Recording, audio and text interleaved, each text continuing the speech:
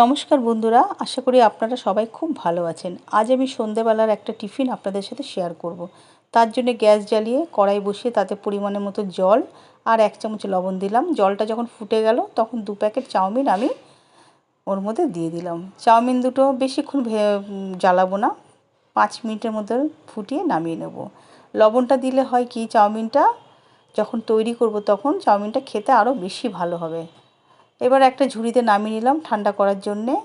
আর এদিকে চাউমিনের জন্য ক্যাপসিকাম, গাজর, বিনস, পেঁয়াজ আগেই আমি ভালো করে ধুয়ে কুচিয়ে নিয়েছি। আর কাঁচা লঙ্কা দুটো আর একটা ডিম নিয়েছি, যেহেতু আমি এগ চাউমিন করব। গ্যাস ধরিয়ে কড়াই বসিয়ে তার মধ্যে খুব সামান্য অল্প একটু সাদা তেল দিয়ে দেবো ডিমটা ভাজার জন্যে। এবার ডিমটা আমি, তেল গরম হলো, ডিমটা দিয়ে দিলাম। ডিমটা আমি ভালো করে ভেজে ঝুরঝুরি করে নেব চাউমিনে দেওয়ার জন্যে। ডিমটা আমার ভাজা হয়ে গেছে, এবার ডিমটা আমি নামিয়ে নেব। দেখুন, নামিয়ে নেওয়ার পরে সেই কড়াইতেই পরিমাণ মতন সাদা তেল দিয়ে পেঁয়াজ কুচি দিয়ে দেবো। পেঁয়াজটা একটু ভাজা হয়ে আসলেই তার মধ্যে আমি গাজর,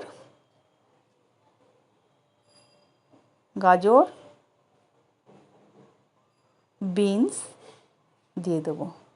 বিনস আর গাজর ভালো করে ভাজা হয়ে আসলে তাতে 1/2 চামচ লবণ দিয়ে ক্যাপসিকামটাও দিয়ে দেবো। ক্যাপসিকাম দিয়ে আর গাজর, বিনসগুলো দিয়ে ভালো করে একটু ভেজে নেব। ভাজা হয়ে গেছে।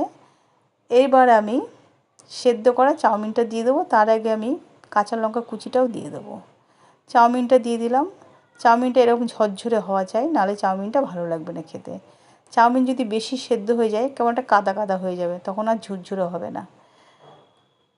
আপনারা বুঝে সুঝে চাউমিনটা সেদ্ধ করবেন।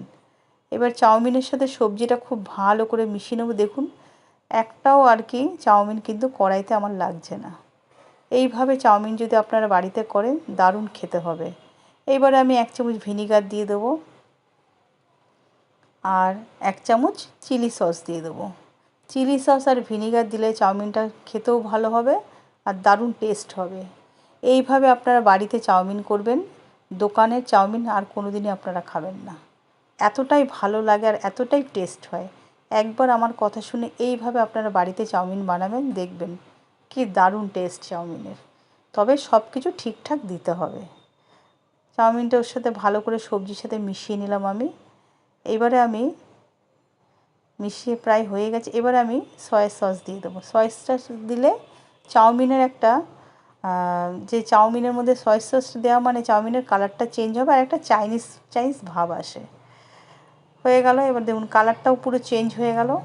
আপনারা এইভাবে বাড়িতে চাউমিন বানিয়ে খাবেন, আশা করি আপনাদের খুব ভালো লাগবে। আর ভালো লাগলে অবশ্যই আমাকে জানাবেন। এইভাবে ভাজা হয়ে এসছে। এবারে আমি একটা সস তৈরি করি সারা বছরের জন্যে। যখন টমেটোর সিজন থাকে আমি সসটা রেডি করে রাখি।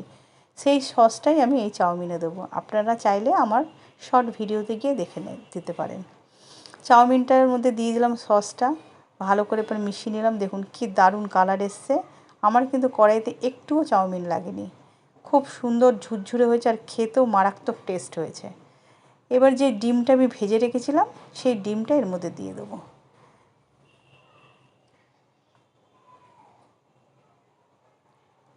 এবারে ডিমটা দিয়ে দিলাম।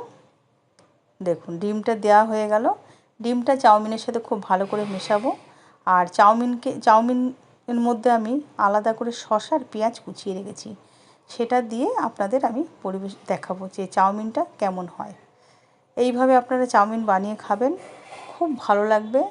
দোকানের থেকেও সুন্দর হয় যদি এইভাবে চাউমিন আপনারা বানাতে পারেন। দারুণ টেস্ট হয়, খুব ভালো হয় খেতে।